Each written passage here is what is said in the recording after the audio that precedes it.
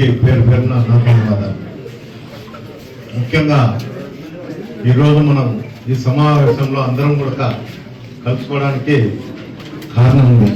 ఇంతవరకు రవితేజ చెప్పారు ఈ ఓటర్ లిస్టు దానిపైన బిఎల్ఓలు బిఎల్ఏ దీని గురించి బిఎల్ఓలు అంటే ఆఫీసర్లు సార్ ప్రభుత్వానికి అనుకూలంగానే బిఎల్ఓలు పనిచేస్తారు తప్ప మనకు అనుకూలంగా పనిచేసే పరిస్థితి ఉన్నది.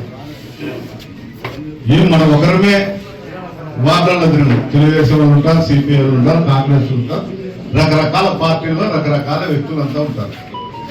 మనం తిరిగేటప్పుడు అధికారం లేదు కాబట్టి అధికారం ఉన్నవాడు అధికారులను మనం ఎందుకు పురుగొలుపుతా అంటాడు. అప్పుడు మనం బిఎల్ఏగా ఉంటే మనం ఆ కార్డు చూపిస్తే అధికారులు కూడా ఊరుకుంటారు.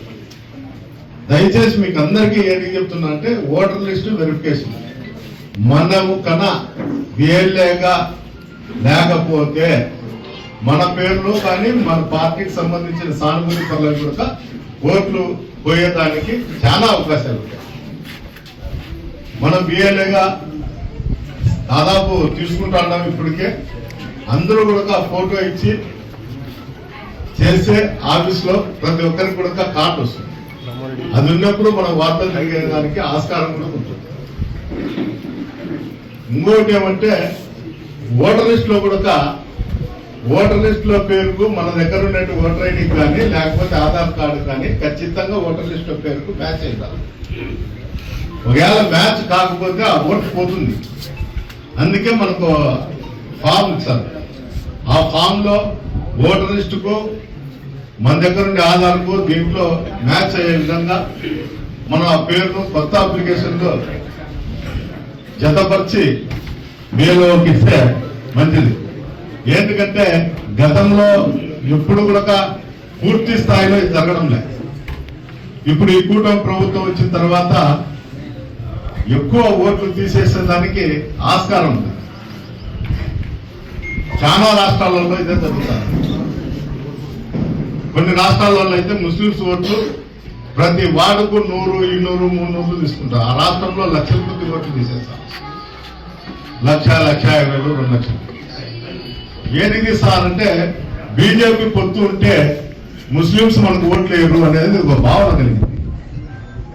ఓటు అనేది అక్కడ నిలబడిన వ్యక్తిని బట్టి అక్కడుండే పరిస్థితులను బట్టి ఓట్లు వేస్తారు తప్ప వాళ్ళు ఊహించుకున్నట్లు కులాల మధ్య చిచ్చు పెడుతూ కులాలతో రాజకీయాలు చేసేది చాలా రాష్ట్రాల్లో జరుగుతుంది. అందుకనే మనం కూడా ప్రతి ఒక్కరు కూడా బిఎల్ఏగా హార్డ్ వర్క్ చేసేవాడు. అంటే వార్డులో ఉండి ఎవరినైనా అడిగేవాడు, నూరు ఉండేవాళ్ళు, చదువు వచ్చినోడు బిఎల్ఏకి ప్రతి ఒక్కరు చేర్చుకోవాలని నేను కోరుతున్నాను.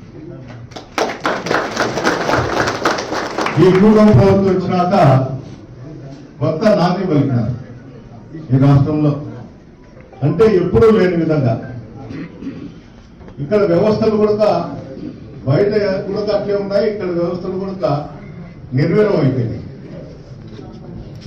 వాళ్ళు ఏం చేసే పరిస్థితి లేదు. జిల్లా అధికారులను కూడా లెక్క చేయడం, కలెక్టర్లను కానీ ఎస్పీలను కానీ లెక్క చేయడం. ఇక్కడ ఉండే పోలీస్ అధికారులు జేసీ కుటుంబానికి తొత్తులై ఉన్నారు. తొత్తులు అంటే గుమాస్తాలై ఉన్నారు. అంతే వేరే భాషలో మేము కేవలం వాళ్ళను గొప్పగా చెప్పేదానికన్నా వాళ్ళ ఇంట్లో గుమాస్తాలై ఉన్నారు. వాళ్ళ బస్సులకు డ్రైవర్లు, కండక్టర్లు ఎట్లుంటారో ఇక్కడ ఉండేటువంటి ఎంఆర్ఓ వ్యవస్థ కానీ పోలీస్ వ్యవస్థ కానీ ఏ వ్యవస్థ కానీ కాక మున్సిపల్ కమిషనర్తో సహా వాళ్ళ ఇంట్లో గుమస్తాలుగా ఉండాలి. గుమస్తాలుగా ఉన్నప్పుడు మనం పోయి అడిగితే వాళ్ళు చేసే పరిస్థితి కూడా లేదు. వాళ్ళు చేయలేదు అని మనం బాధపడేదానికన్నా వాళ్ళ దగ్గరకు పోయేది మర్చిపోయేదే మేలు. మనం కేసులు పెట్టిపోయినా కేసులు తీసుకోవాలి. ఏంటికంటే మన పాపము తాడిపత్రి మీద పెద్ద సింపతి ఉంది ప్రభాకర్. ఆయన ఏడుస్తాడు, కన్నీరు కాల్చారు, నాకు అన్యాయం జరుగుతుందంటాడు. తాడిపత్రి ప్రజలకు నేను సేవ చేస్తా అంటాడు. ఏ సేవ చేస్తాడో నాకు తెలుసు కానీ ఆయన తాడిపత్రి ప్రజల్లో నేను సచ్చినా కూడా డ్రైనేజ్ లో డబ్బులు కలుపుకుంటాను. అంత ప్రేమ ఉంది. ఆ ప్రేమ ఏముందో ఏం కథో మీకు అందరికీ తెలుసు అంటుంది. ఆయన ఉండే ప్రేమ, ఆయన కన్నీళ్లు నిత్యము పబ్లిక్ ను ఏడిపించుకొని తినేది తప్ప ఉండదు. ఎప్పుడైనా కానీ నేనైతే అధికారులను అన్నానో సారో అని సంబోధిస్తాను. ఆయన అయితే ఒరే అని మిగతాటి వాళ్ళ కుటుంబ సభ్యులు తిట్టేది ఆన్వాయితీగా వచ్చింది. ఈ పోలీస్ అధికారులకు కూడా ఆ టైంలో నేను ఎప్పుడైనా ఫోన్ చేస్తే మా కర్మ నాయుడు ఉద్యోగం చేసేదంట. వాళ్ళ అది అయిపోతానే పొద్దున్నే గ్యామ్లర్ పోతాడు. సార్ నేను ఫలానా సాట గ్యామ్లింగ్ పెట్టుకుంటా ఉన్నా ఇట్లంటే నాది ఎంతో ఇచ్చిపోరా 30 నుండి 50 పెట్టుకున్నారట. ప్రతిరోజు 30,000 అంటే వాడు ఆట పెట్టుకునే దాన్ని బట్టి 30,000 నుండి 50,000 వరకు కలెక్షన్. అంటే ఒక స్టేషన్ కు ఒక ఆఫీసర్ స్టేషన్ ఆఫీసర్ కు 1,50,000 రూపాయలు ఆదాయం.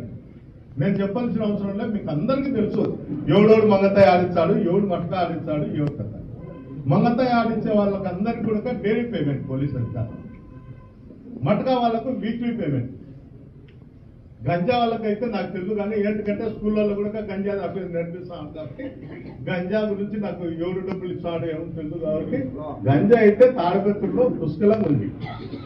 ఇక్కడ ఉన్న తెలుగుదేశం నాయకులు కూడా ఏమనుకుంటారంటే వాళ్ళు తాగి వైఎస్ఆర్సీపీ వాళ్ళు కొడతారు, తిడతారు, పోలీసు వాళ్ళు కేసులు రాసుకోవడం లేదు, ఇది మంచిగా ఉంది అనుకుంటారు. ఈ సంస్కృతి ఇట్లా కొనసాగదు. ప్రభుత్వాలు తిరుగుతుంటాయి, పోతుంటాయి, వస్తుంటారు, ఉంటారు. నేను అందరివాది నాయకుడు అంట అవకాశం కోసం చూస్తాంట. అవకాశం వచ్చినప్పుడు ఇంతకు 2 ఇంతలు ఖచ్చితంగా తీరుస్తా వడ్డీతో సహా. నేను ఫస్ట్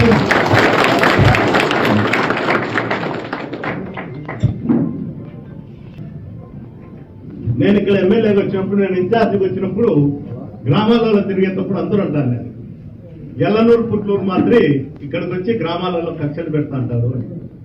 నాయన ఎల్లూరు పుట్లూరు కొడుకు మేము పెట్టిండేది కాదు నాయన, ఆ సంజీవ్ నగర్లో ఉన్న మహానుభావుడు పెట్టిండేది మాకు కూడా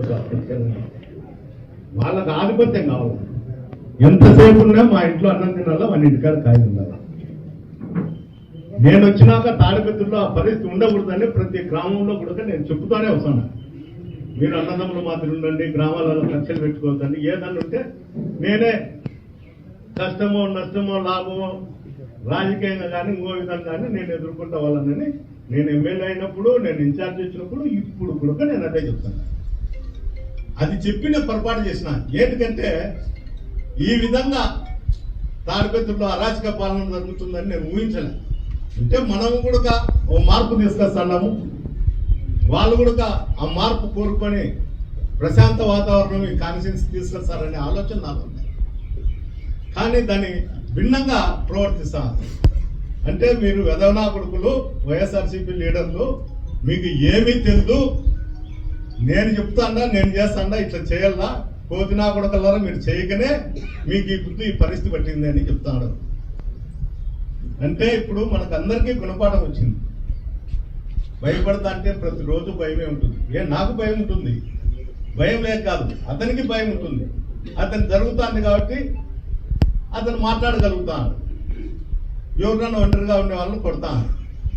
కొట్టే వాళ్ళని కొట్టినా వెదవా అంటే అబ్బా నేను మీతో పని లేదు, నాకు ఎవడోడు దొరుకుతా అంటాడు ఒంటరిగా పోయేవాడు మోటార్ సైకిల్లోనో సైకిల్లోనో హోటల్ కాడ వాళ్ళని కొడతా తప్ప నీ జోలికి నేను రాను అంటాడు. నేనైతే అనుక్షణం ప్రతి గంట కూడా అతని కోసం వెయిట్ చేస్తాను. ఎప్పుడు పిలిచినా, ఎక్కడ పిలిచినా, ఎక్కడ పోయినా అతను పిలిచే నేను ఎదుర్కొనేదానికి సిద్ధంగా ఉన్నాను. 61 సంవత్సరం ఉంది నాకు.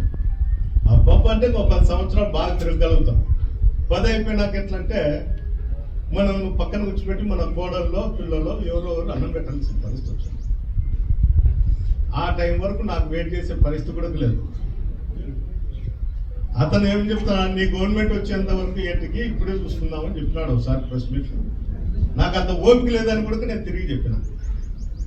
మళ్ళా 3 సంవత్సరాలు నేను వెయిట్ చేయాల్సిన అవసరం కూడా లేదని కూడా నేను తిరిగే చెప్పిన. అతనన్న మా కుటుంబాన్ని ఒకనే చెప్పినాడు, నేను వాళ్ళ వంశానంతా రమ్మని కట్ట కట్టుకొని వాళ్ళ వంశానంతా రమ్మని మా కుటుంబ వంశం. నేను రాజకీయంగానే కాదు అన్ని విధాలుగా అతన్ని ఎదుర్కొనే దానికి నేను సంసిద్ధంగా ఉన్నాను. అందువల్ల ప్రతి ఒక్కరి ఆలోచన కూడా మనము జగన్మోహన్ రెడ్డి గారి ఆదేశాల మేరకు పార్టీ కోసం పనిచేస్తాం, పార్టీ కోసం అనుక్షణం పనిచేస్తాం.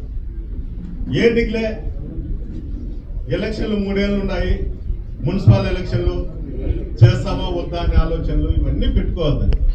ఎట్టి పరిస్థితుల్లో మనము మన నాయకుడు జగన్మోహన్ రెడ్డి గారు ఆదేశిస్తే ప్రతి వార్డులో కూడా నేను క్యాండిడేట్ పెడతా, ఎలక్షన్ చేసి తీరుతాను.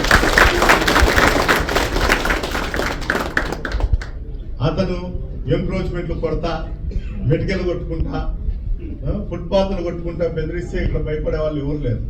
నాకు తెలిసి మన పార్టీ వాళ్ళు కూడా ఇంకా చనిపోయిన నష్టం అంతా జరిగింది, జరిగేది ఏముంది లేని ఆలోచనలో ఉంటారనేది నా ఆలోచన కూడా కాదు. ఇతను ఈ మధ్య వారం రోజుల కిందట మన కౌన్సిలర్, ఇప్పుడంటే మాజీ కౌన్సిలర్ చిన్నాగిరెడ్డి సెతస్కో ఉంది, దానికి సెతస్కో ఉంటే ఇవాళ ఉల్లంఘించింటే కోర్టుకు పోయి కమిషనర్ గారు దాన్ని వెకేట్ చేయించి దాని ప్రకారం అతని చట్ట ప్రకారం ఏమన్నా చేసిందట. అట్లా లేకుండా ఇతను మున్సిపాలిటీ అధికారులను జేసీబీ పంపించి ఈ తాడిపత్రులు ఇంకొక సంస్కృతి కూడా ఉంది. మీరందరికీ కూడా నేను చెప్తా, ఇది అందరూ మతికి పెట్టుకోవాలా. దిక్చూచి నలుగురు ఉంటారు అతని దగ్గర, మన దగ్గర తిడతా అంటాడు, వాడు విధవ నా కొడుకు, పనికి వాళ్ళ నా కొడుకు, మేము చెప్పినా ఈనాడు అని. ఏంటి చెప్తా అంటారంటే మన వాళ్ళ ఇళ్ళ చుట్టూ తిరిగి ఆయన చెప్తే వింటాడేమో, ఈయన చెప్తే వింటాడేమో వాళ్ళ ఇళ్ళ దిక్కు చూస్తుంటే వాళ్ళు మన దగ్గర చెప్తూ వాళ్ళు చేస్తూ వాళ్ళు ఎంతసేపు ఉన్నా వాళ్ళ నాయకుడిని కాపాడేదానికే ప్రయత్నం చేస్తారు తప్ప మన దగ్గర మాట్లాడేదంతా కూడా ఉత్తమ మాటలు. మీరు అది బాగా గమనించాలా. ఏంటంటే నేను కూడా మాట్లాడుతుంటా తెలుగుదేశం వాళ్ళతో, నేనే మాట్లాడినని ఎప్పుడు చెప్పను. ఎవరెవరు కార్యకర్తలు ఎవరెవరు మాట్లాడుతుంటారు, పెళ్లిళ్ళలోనో పేరెంటాలనో ఏడైనా కార్యక్రమం మాట్లాడుతుంటారు. మాట్లాడే దాంట్లో తప్పు లేదు, మనం కొలీడ్ అయ్యే దాంట్లో తప్పు ఉంది. మనం కొలీడ్ అయ్యి చేస్తే అది తప్పు. మనం ఎవరితో మాట్లాడినా ఎట్లున్నా అది వేరు, కానీ మనము కొలీడ్ అయ్యి మాట్లాడితే తప్పు. పాపం ఆపినాయుడిది అట్లే జరిగింది. సంప్రదింపులు అతను పట్టలేక అధికారులు చేతులు ఎత్తేస్తే సంప్రదింపులు జరిపి 2 మెటకలు పడతాడు, మళ్ళా నీ బిల్డింగ్ జోలికి రాడని సంప్రదింపులు జరిపి ఆ 2 మెటకలు కొట్టిన తర్వాత అక్కడ నుండి ఓ పోలీస్ అధికారి వచ్చి నాగిరెడ్డిని స్టేషన్లో కూర్చోబెట్టుకొని 150 మెటకలు కొట్టడం జరిగింది. ఇవన్నీ ఎందుకు చెప్తున్నా అంటే ఎవరు ఉనికి వాడు కాపాడుకునే దానికోసమే రాజకీయాల్లో ప్రయత్నం చేస్తారు. అతని ఉనికి అతను కాపాడుకోవాలని చూస్తూ ఉంటారు, మన ఉనికి మనం కాపాడుకోవాలని చూస్తుంటారు. అందువల్ల దాంట్లో పావుగా నేను ఇప్పుడు చెప్పిన ఈ 4-5 మంది ఉన్నారు. వీళ్ళే తాడిపత్రికి దిక్కు చూసి, ప్రభాకర్ రెడ్డి కాదు వాడు వెధవా, వాడు ఎవరు ఖర్చు అంటాడు తప్ప ఏం కాదు. ఈ 4 డేంజర్. మీకు తెలియంది ఏంటంటే ఈ 4-5 మందితోనే మీకు ప్రమాదం కూడా అందరికీ చెప్పేది. నాకు ప్రమాదమే, మీకు ప్రమాదమే. నేను మాట్లాడుతుంటా, మాట్లాడినాను కాదు. పిల్లలలో కానొచ్చి ఏమన్నా బాగుండా అంటే ఏమన్నా బాగుండా అని చెప్తాంట. కానీ వాళ్ళతో మనం ఆలోచన చేసి అనుకో మనం పతనం మొదలైనట్లే. దీంట్లో ఎలాంటి ఆలోచన కూడా లేదు. అట్లా నాగిరెడ్డిది అయిపోయింది. ఇతను అన్ని నీతులు చెప్తాడు, ఎంక్రోచ్మెంట్లు కొడతా, దారిలో లేకుంటే నేను తాడిపత్రిని అభివృద్ధి బాటలో నడిపిస్తా అని చెప్తాడు. నాయుడు కొట్టినాక జీరో రోడ్ కృష్ణాపురంలో వాళ్ళ బంధువు డ్రైనేజ్ పైన పిల్లర్ వేసి బిల్డింగ్ కట్టాను టర్నింగ్ లోనే. అది కానరాదా దానికి? డెవలప్మెంట్ ఎంక్రోచ్మెంట్ అంటే నాగిరెడ్డి మెట్కలో, లేకపోతే నిన్న బీజేపీ లీడర్ రామకృష్ణాడి ఫుట్పాత్ తప్ప అది కానరాదా అతనికి? ఏంటి ఇదంతా ఏం లేదు. అతని టార్గెట్ అంతా వైఎస్ఆర్సీపీ సానుభూతి పరుల మీద, వైఎస్ఆర్సీపీ నాయకుల మీద. ఎవరన్నా కానీ ఉంటే అతనికి సరిపోకుండా ఏ వ్యక్తి తాడిపత్రులో ఉన్నా కూడా వాళ్ళవి ఎంక్రోచ్ లో కొట్టల్లా అని. అంతెందుకు గాంధీ కట్ట నుండి నంద్యాల రోడ్డు వరకు నోటీస్ ఇవ్వకుండా కొట్టాను రోడ్డు. ఎక్కడన్నా కానీ నోటీస్ ఇచ్చి తర్వాత కొడతారు. నోటీస్ ఇవ్వకుండా అవన్నీ కొట్టాడు. కుట్టి రోడ్ వేసినాడా వేయలే, డ్రైనేజ్ వేసినాడా వేయలే. ఎవరన్నా డబ్బు ఇస్తారేమో అని చూసినాడు. ఎవరు ఆ సందులో ఎవరు డబ్బు ఇలే, అతనికి లొంగలే. అతని ఇంటికాడికి 4 పంపించలేదు సార్ రాయబారం. ఈ 4 పంపించింటే పాపం అతను గిట్టుకోదు ఏమో, ఎవరితో పంపిలే రాయబారం. పంపిలేదు కాబట్టి అతనికి అగ్నెస్ట్ ఉండాలనే ఆలోచన, లేకపోతే అతని పార్టీ వాళ్ళ కాదనుకుని కొట్టేసినాడు, వదిలేసినాడు. ఏమంతెందుకు తిక్కురామ స్వామి మఠం నుండి చింతరాజదేవాల వరకు కొలతలు వేసినాడు, మార్కింగ్ వేసినాడు. మాజీ మున్సిపల్ చైర్మన్ చేతనైతే కొట్టమను, నేను కూడా సహకరిస్తా. వాడు మొగోడైతే వాడు నీకు చెప్తాడు కొట్టమను, నేను కూడా సహకరిస్తా. పదమ్రా, నువ్వు ఎంత బంద పెడుతూ కొడతావు కొట్టు, నీకైతే చేత కాదు. ఆడ ఎవరో ఉంటాడు నీకు కావాల్సినోడు, వాడు వసూలు చేసుకొచ్చి ఇచ్చాలని చూపెట్టుకునే ఇప్పటికి కొడుతా కొట్టు. మార్కేసినావు కదా కొడుతురా, నువ్వు ఎప్పుడు చేసి పెడతావో వితౌట్ నోటీస్ ఇచ్చి కొట్టు, మేము కూడా సహకరిస్తాం మా పార్టీ తరఫున. ఇంకా ఎవరన్నా కనుక ఈ గ్రామంలో పెద్దవాళ్ళు ఉంటే కదా తాడిపత్రి మున్సిపాలిటీ పరిధిలో వాళ్ళని నేను కూడా నచ్చ చెప్తా. అయ్యా కొట్టనేలయ్యా, నేనైతాను హైవే చేస్తాను అని చెప్పి వెంకటేశ్వర గుడి సిబిఐ నిలబడితే ఇప్పుడు చూస్తే కానొస్తుంది. మనకు మేలే కదా, కొత్త పాత పోయే వాళ్ళు గుడికి పోవాలని మనల్ని అడగరు. రోడ్లో చూస్తే చంద్రాంజలి కానొస్తుంది. కొట్టమన్న వాడు మొగడైతే అవి కొట్టాడు. ఏమంటే అది క్యాష్ వచ్చింది, ఇది క్యాష్ రాలేదు కాబట్టి కొట్టాడు. ఎర్రవంక గురించి చెప్తాను. ఎర్రవంకలో కొలత లేరా అంటే కొలత కూడా కేరు ఎంఆర్ఓలో ఉంది, మున్సిపల్ సిబ్బంది కూడా కొలత లేరు. ఏంటి కేరు? దానికి సంబంధించిన దాంట్లో ఉండే వాళ్ళంతా తెలుగుదేశం నాయకులు, తెలుగుదేశం ఉంది, అందువల్ల ఏరు. ఇవన్నీ అందరికీ తెలుసు. ఇంకోటి ఏమంటే సివి రోడ్డు నుండి కాలేజ్ రోడ్డు మార్కింగ్ కూడా పాపం ఆయనే శ్రమపడి కోర్టుకు పోయి తీసుకొచ్చి, ఏ బాబు ఏమ్మా మనం అధికారంలో ఉన్నప్పుడు అతనే కోర్టుకు పోయి ఇంజక్షన్ తీసుకొచ్చి కాలేజ్ కాంపౌండ్ కట్టకుండా అతనే కొంత ఇచ్చాడు. కొట్టమను, మేము సహకరిస్తాం కదా. ఇవన్నీ కొట్టాడు. ఏంటంటే అతను ఓట్లు వేసేవాడని ఉంటాడు, అతను డబ్బు ఇచ్చేవాడని ఉంటాడు, దాంట్లో ఏమి నాడని ఉన్నాడు. పాపం హోటల్ పెట్టినారు, వాళ్ళ ఇంటికి చికెన్ వైనికే చెప్పింది, చికెన్ మటన్ వైనికే. నేను చెప్పేది అబద్ధం కాదు. మీకు అందరికీ ఎవరెవరు మిత్రులు ఉంటారు, ఎప్పుడన్నా ఊరు బయట పోయినప్పుడు మాట్లాడండి. ఏంటికి లేదన్నా దాని గురించి, మళ్ళా నువ్వు ఏడన్నంటే మళ్ళా మాకు ఇబ్బంది అంట. అతను ఇప్పుడు హోటల్ పెట్టుకోమని మాకు అబద్ధాడు, అభిరుచి హోటల్. ఏమో మేము హోటల్ పెట్టుకొని ఈ పరిస్థితుల్లో కాంపిటీషన్ లో మీ ఇంటికి కేజీలు చికెన్ ఆడంపిస్తామని అతను హోటల్ కూడా పెట్టుకోకుండా అతను ఏదో వ్యవసాయం చేసుకుంటూ బతుకుతాను. ఇది ఇతని పరిస్థితి. చికెన్ వాయ, రొట్టెలు వాయ, బియ్యంగలతో వసూలు చేస్తాడు. ఈయన బతుకు, ఈయన కథ. తాడిపత్రి ప్రజలు మంచోళ్ళు అంటారు. ఈయన మంచోళ్ళు కాదు, భయపడతాంటే భయపడించుకుంటాడు కాబట్టి తాడిపత్రి ప్రజలు మంచోళ్ళే. ఒకసారి తిరగబడండి మంచోడని వాడు చెప్పమన్నప్పుడు. ఇప్పుడు మమ్మల్ని ఏమంటాడు, వాడు యాక్సిడెంట్ వచ్చి ఈడ తిడతాడు, వ్యాక్సిన్ పెట్టాలని చూస్తాడు, వాళ్ళు చేస్తాడు. మీరు తిరగబడండి, ఒకసారి కొట్టండి, పెడుతూ కొట్టండి.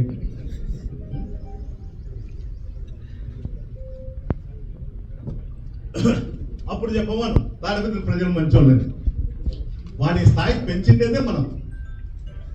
తాడిపత్రి ఓటర్లు అందరూ కూడా కాదు. ఏంటికి డ్రైనేజ్ పైన ఇల్లు పెడతారు, డ్రైనేజ్ పేరు చెప్పి మళ్ళీ పీకేస్తారు. ఓపెన్ డ్రైనేజ్లు, ఓపెన్ పైప్ లైన్ల మీద ఇల్లు కట్టి కాంప్లెక్స్లు కడతారు. వీళ్ళని ఏమన్నాడు, అతని దృష్టిలో ఈడు మనకు తరంగాడు, అవతల పార్టీ సింపథైజర్ అంటే వాడి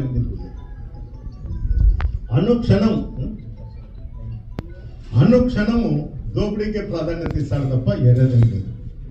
ఇవన్నీ ఇతను చేసే అరాచకాలు, అక్రమాలు ఏంటంటే అన్ని ఉన్నాయి. ప్రతిరోజు కూడా నేను వచ్చినప్పుడు, ఇన్ఛార్జ్ వచ్చినప్పుడు చికెన్ మీద ఒకటి మాట్లాడతాను. ఈరోజు జొర్రొట్టు రోజులు పోయి తీయంగలతో వసూలు చేస్తాడు, చికెన్తో వసూలు చేస్తాడు. వాడు ఏమిట్లో వసూలు చేయడానికి లాస్ట్కు మున్సిపాలిటీ చెత్తేసేకి వీరాపురం కాడ గుంతలో లేస్తాడు. ఇంతకుముందు అన్న ఉండేది అక్కడనే, హుసేన్పురం కాడనే అన్న ఉండేది డంపు స్టీల్ ప్లాంట్. అది ఖాళీ చేసి అక్కడ వాళ్ళ వర్గీయులకు మేలు చేసే దానికోసం ఆ డంపు తీసుకుపోయి ఆ మట్టి కోసం తోలిన గుంతలలో మట్టి వేస్తాను. వీటి వరకు ఇప్పుడు వరకు కూడా లేదు. అంటే అతను చెప్పేటివేమో శ్రీరంగ నీతులు, చేసేటివేమో పనికివాళ్ళ పనులు. అందరికీ నమ్మిస్తారు. నేనేందో తాడిపత్రిని ఒక అద్భుతమైన తాడిపత్రిని తీర్చొస్తాను. అద్భుతమైన తాడిపత్రి కాదయ్యా, జేసీ కుటుంబం మాత్రమే అద్భుతంగా ఉంటుంది. ఎవ్వరు భ్రమంలో పడాకండి. ఇప్పుడు తెలుగుదేశం నాయకులను కూడా బేఖాతరు చేసినారు. ఎవరన్నా చంద్రబాబు సామాజిక వర్గం వాళ్ళు పోతే, రే నువ్వేమన్నా మాకు ఓటేసినావా, మీ వాళ్ళని చూసి ఓటేచ్చన్నా. వాళ్ళకన్నా సిగ్గుండాలా, ఓ సీటు పోతే పోయా మేము ఓటేనికి పోకుండా మానుకుందామని వాళ్ళకన్నా సిగ్గుండాలా. వీళ్ళకి సిగ్గు లేదు, అతనేం మాట్లాడతానంటాడు. సిగ్గు, మానం, పౌరుషం అనేది మనిషి అయిపుట్టినాక ఉండాల. అది వీళ్ళకు లేదు, వాడికి అంతకు లేదు. యాటికి పోతారు లేదు, ఎన్ని తింటే కూడా చంద్రబాబు నాయుడు చూస్తే నాకు ఓటేస్తాను కదా, యాటికి పోతారు లేదు. అదే ఇంటి పక్కన వాడు తిట్టమను వెంటనే కొట్లాడిపోతారు. ఏమయ్యా ఇంటి పక్కన ఇంటికి కొట్లాడిపోతారు, వాడు తిడితే తిట్టించుకొని ఇంటికి పోయి ఏమంటే అన్న నవ్వుతా తిట్టా అని చెప్తారు. మళ్ళా వీళ్ళు చెప్పేది కూడా అన్న నవ్వుతా తిట్టా, ఏమిలే అన్న అట్లా అనుకోకూడదుపా, మనం పైన చూడాలంటే ఏంది ఇది, పైన చూసేది కింద చూసేది చెప్పుతో పొందింది. మనము పైన చూసేది వానికి వేసేది, వాని అధికారంలో కూర్చోబెట్టేది, కూర్చోబెట్టినప్పుడు మెడిదబ్బలు తిట్టాలి. అవసరమా? ఎవరన్నా పోతే కొడుకు చూసేది నా మీద 70 ఏళ్ళలో కూడా ఏం పుల్లన్నా ఏం వెళ్ళన్నా ఏమని అన్న అనే మాట వీళ్ళకు రాని కూడా రాదు. ఎవరు గౌరవం వీళ్ళనేది రాదు. ఇంటికాడికి పోతే వాడిని కొట్టి ఈయన కొట్టి వాడి తింటే వీళ్ళకి లాస్ట్కు వాడిని కొట్టి ఈయన కొట్టని కొట్టించుకున్న వాళ్ళంతా ఎప్పుడోసారి వాడిని కొడతారు. ఇదైతే ఖచ్చితంగా జరుగుతుంది. ఈ రోజు కాకపోతే రేపు కాకపోతే మన్నాడు ఏదో రోజు అయితే జరుగుతుంది. భయం లేదు, ఇంకోటి లేదు. నేనేమన్నా పడతారు, ఏమన్నా ఏం చేసినా కూడా ఉంటారనే ఆలోచన తప్ప అతనికి ఏరే ఆలోచన కూడా తెలుసు. రంజాన్ పండుగ అంతా 15 రోజులు 20 రోజులు అయింది రంజాన్. ముస్లింస్ కు చాలా పవిత్రమైన పండుగ. మనకి హిందువులకు ఉగాది ఉంటుందో ఆ విధంగా అంతకన్నా పవిత్రంగా చేసుకుంటారు వాళ్ళు. 4 రోజులు ఒక్క పొద్దులు ఉన్నాయి. వాళ్ళు మసీదులో ఎందో కట్టుకోవాలా చేయాలంటే కాళ్ళు ఇరుకొడతా, చేతులు ఇరుకొడతా, ఎట్లా కడతారు?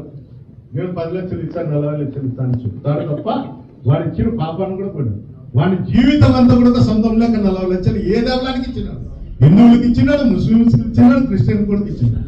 మాటలేమో చెప్తాంటారు. మళ్ళా చెప్పేదేమి మీతోనే స్టేట్మెంట్ ఇప్పించాడు. అన్న చెప్పినాడు 40 లక్షలు డబ్బులు ఇస్తాడు, మన దేవాలయానికి 10 సెంట్లు స్థలం ఇచ్చాడు అన్న, మనకు ఉండాల ముస్లింస్ అందరికీ ఆయనే పెద్ద దిక్కు అని చెప్తాడు. కానీ ముందు పీకేది మీ దేవాలయాలు దొరికొచ్చారు. ఈ 3 పీకేది, ఆ 3 పీకేది. నాకు మధ్యగుండంగా దర్గా పీకినాడు. ఇప్పుడు ఎందుకు పీకాలని ఆలోచన చేస్తాడో తెలుసు. ఏదైనా పీకినికి ప్రయత్నించి వాడిని పీకుతారు సార్. అది బట్టి ఖచ్చితంగా నాకు తెలుసు. ఎందుకంటే ఒకప్పుడు ఎవరు సపోర్ట్ చేయలేకపోయినారు. ఈరోజు రాజకీయ పార్టీలు అందరూ అండగా ఉంటారు. అందులో నేనైతే ఖచ్చితంగా ఉంటాను. మీరు పిలిచకపోని ఉండకపోని నేనైతే ఖచ్చితంగా ఉంటాను. మీలో 100 మంది ఉంటే 101 వాడు నేను ఉంటాను వెనకాల. కానీ ఏంటి చెప్తున్నా అంటే ఈ అరాచకాలు యాడో సాటి నిలబడాలి. నిలబడకపోతే మనం ఎవరు తాడిపత్రులు ఉండాల్సిన అవసరం లేదు, వలస పోవాలి. ఈ బానిస బతుకులు బతికే బదులు, ఇంత నీచంగా బతికే బదులు వలస పోలా. ఈ కదిరి ఇట్లా పోతాంటారు. కరువు వచ్చినప్పుడల్లా ఎక్కడెక్కడో కేరళలో ఎక్కడంటే అక్కడ బతుకుతాను. అట్లా పోయి బతికేది మేము బయటకు పోయి ఏమి మన ఇంట్లో మన అన్నం తిని, మన బట్ట కట్టుకొని, మన ఇల్లు పెట్టుకొని, మనం నీళ్లు తాక్కుంటూ వాటింటికాడ బానిసత్వం చేయాల్సిన అవసరం ఏం లేదు. అందరూ కూడా ఆలోచన చేయండి. భయపడి బతికేదానికన్నా మన ఇంట్లో మనం కూర్చుండేది మంచిది. వాడేందో అంటాడు, వీడేందో అంటాడు. వైఎస్ఆర్సీపీ ఆఫీస్ కాడికి పోతాంటే నన్ను బెదిరిస్తారు, వాడు తిడతాడు, వీడు తిడతాడు. ఎన్ని రోజులు భయపడతారు, ఎన్ని రోజులు ఉంటారు? నువ్వు పీకితే అట్లా మెట్లు పీకినట్టు పీకుతాడు. అంతకన్నా ఏం కాదు కదా, అంతకన్నా ఏం కాదు. మనిషినే సంపడు కదా. ఎవడన్నా తాడిపోతాడో ఆ బంగాకడో కొడితే ఒక ఏడు కొడతాడు, పోతాడు. పోలీసులు వాళ్ళకి మద్దతు ఇస్తానే ఉంటారు. ఈ వ్యవస్థలన్నీ మారాలంటే మనలో కూడా చైతన్యం కావాలి. చైతన్యం రానంత వరకు ఈ విధంగానే గ్రామాలలో కక్షలు పెడతా అంటాడు, టౌన్ లో చూస్తే ఒకరోజు పోతుంటే ఆ హోటల్ కాడ ఈడ టీ తాగితే వాళ్ళని పడుతూ అంటారు. ఇదే పరిస్థితి. ఎవరైనా కానీ వైఎస్ఆర్సీపీ కార్యకర్తల నాయకులు ఈ ప్రభుత్వంలో నష్టపోయిన వాళ్ళకి ఒక్కరికి కూడా ప్రతి ఒక్కరికి కూడా మన ప్రభుత్వం వచ్చినాక నేను ఖచ్చితంగా సాయం చేస్తాను కూడా.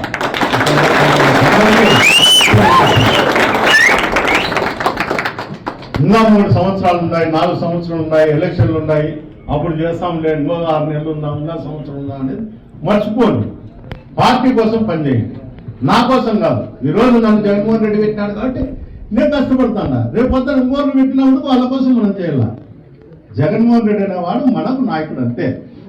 ఇక్కడ నేను కార్యకర్తనే, మీరు కార్యకర్తలే, అందరూ కార్యకర్తలే. మనకు ఉండేది ఒకటే లీడరు, ఆయన మాటే మనకు ఇది. అందువల్ల ఆయన ఎవరిని పెట్టినా ఈ రోజు నన్ను పెట్టాడు. అందరం కలిసి చేయాల. మీరు చేయకోకుండా పెద్దారంతా ఏం లే, మాకు మేలు అంటే వాళ్ళు గెలుస్తానే ఉంటారు. ఇద్దరు ఈ అలసాట్లు పడతాయి, చేసిన వాళ్ళు ఇబ్బంది పడతా అంటారు. ఖచ్చితంగా పార్టీకి చేసిన వాళ్ళు ఇబ్బంది పడతారు. వాళ్ళేమో ఇబ్బంది పడుకోకుండా ఉన్నాడా? ఇబ్బంది పడతాను. వాళ్ళు బాగుండి మనం ఒకరే ఇబ్బంది పడతా అంటే ఉన్నది. చిన్న తప్పు, ఎవరో 10 మంది 5 మంది చేసే తప్పుకు ఆ లోకల్లో మనకు గ్రామంలో కానీ వాటిల్లో కానీ సరిపోకుండా వాళ్ళ కావాలకుండే చిన్న దేశాలకు పార్టీ నాశనం అయిపోతుంది. ఎప్పుడన్నా కానీ మనం అధికారంలో ఉండాల, ఆ పార్టీకి సంబంధించిన ఎమ్మెల్యే ఉంటే తప్ప లేకపోతే ఏముండదు. ఎందుకంటే ఇవన్నీ నేను చూసానా. దాదాపు 2 లక్షల ఓటర్లు దెబ్బతింటారు. మన ఓటర్లతో పాటు వాళ్ళ దగ్గర ఉన్న వాళ్ళు కానీ, అమాయకులు కానీ, సామాన్య ప్రజలు కానీ దెబ్బతింటారు. ఈరోజు ఇటుకలు పెట్టి వాళ్ళ దగ్గర విన్నారు. మాతో ఇసుక తోలించుకోవాలా, ఎవరు తోలకూడదు, మున్సిపాలిటీ డెవలప్మెంట్. ఏ మున్సిపాలిటీ ఏమో అందరినీ కాళ్ళు పట్టుకొని అడుగుతా, వాడు ఏదో ప్లాన్ ఇచ్చి ఇవన్నీ ఏమంటే కదా కాళ్ళు పట్టుకొని వీధి అడుక్కోనన్నా అది మనమన్నా పని చేసుకున్నాం. ఇన్నేమో ప్రతిరోజు 30 ఏళ్ళ నుండి మున్సిపాలిటీ డెవలప్మెంట్ కాదు, దేశీ కుటుంబం డెవలప్ అవుతుంది తప్ప మున్సిపాలిటీ డెవలప్ అయ్యే ప్రసక్తి లేదు. అదేందో మాట్లాడితే వచ్చి అతనితో పాటు మనం జోలో పెట్టుకొని ఇద్దమ్మా మీ ఇంటికాడ ప్యాచ్ వేసుకోండి అది ఉందా అని చెప్తాం. అదన్నా వాటికి సిగ్గర్ వచ్చింది. ఏదో ఒకటి చెప్తా అంటాడు, నోరుంది చెప్తాను, వింటారు, ఏదో డెవలప్ చేస్తారంట. ఒక్క చెట్టు రోడ్డు మీద నాటినాడు పచ్చడి ఉంది తప్ప దాంట్లో ఒక్కటన్నా విలువైన చెట్టు ఉందా? యావ చెట్లు, మర్రి చెట్లు, జీవి చెట్లు, ఇవి తప్ప ఏంటివన్నీ ఉన్నాయా? వాడు ఒకరు మేధావైనట్లు, తాగమిత్రులు అందరూ కూడా తెలియనట్లు, వాడు ఏం చెప్తే అది జరుగుతున్నట్లు, అది ఏది శాసించితే అది ఉంది అన్నట్లు చెప్తారు. ఇక్కడ వ్యవస్థలు నిర్వీర్యం అయినప్పుడు మనం కూడా ఆ వ్యవస్థల దగ్గర అవసరం వచ్చినప్పుడు మనకు ఏకతాటి మీద కూర్చోవాలి. వాళ్ళకి రెడ్ బుక్ ఉంటే మనకు డిజిటల్ బుక్ ఉంది. ప్రతి ఒక్కరికి కూడా ఎవరికి తెలిసేది కూడా కాదు, యాప్ అందరికి కూడా తెలుసు. ఆ యాప్ లో బుక్ చేయండి. ప్రతి ఆఫీసర్ను చూస్తాం మనం అధికారంలోకి వచ్చినాక వాళ్ళు ఎట్లా ఉద్యోగం చేస్తారని. మనకేదా మన కుటుంబాలు మనకు అందరూ ఉండేది, వాళ్ళకి లేవు ఆ కుటుంబాలు. లాస్ట్ పోలీస్ అధికారులు అమ్మాయిలను కూడా వేధిస్తారు. తాడబెట్టడం ఎవరో పోక్రీడా కొడుకులు చేసే పని పోలీస్ అధికారులు చేస్తారు. ఫోన్ నెంబర్ తీసుకొని టార్చర్ పెట్టుకుంటూ ఉంటారు. ఇక్కడ ఎస్పీ కలెక్టర్ అనేవాడు లేడు తాడబెట్టులో, ఏదైనా చేసే కుటుంబమే. అందుకే వాళ్ళు వర తర్ర అమ్మ అక్క అని తింటారు అధికారులను, వీళ్ళు పడతారు. ఎందుకంటే పుష్కలంగా ఆదాయం ఉంది. ఒక స్టేషన్ ఆఫీసర్కు ప్రతి నెల 50-60 లక్షల ఆదాయం ఉంది, కింద స్టాఫ్ కాకుండా. అట్లా తప్పుడు ఎస్పీ ఏం చేస్తాడు, కలెక్టర్ ఏం చేస్తాడు? అందువల్ల దయచేసి మనము అధికారుల మీద నమ్మకం పెట్టుకునే దానికన్నా మనము మన పని చేసుకుంటూ పార్టీని బలోపేతం చేస్తే మంచిదని కోరుకుంటూ ఈ అవకాశం ఇచ్చినటువంటి ప్రతి ఒక్కరికి కూడా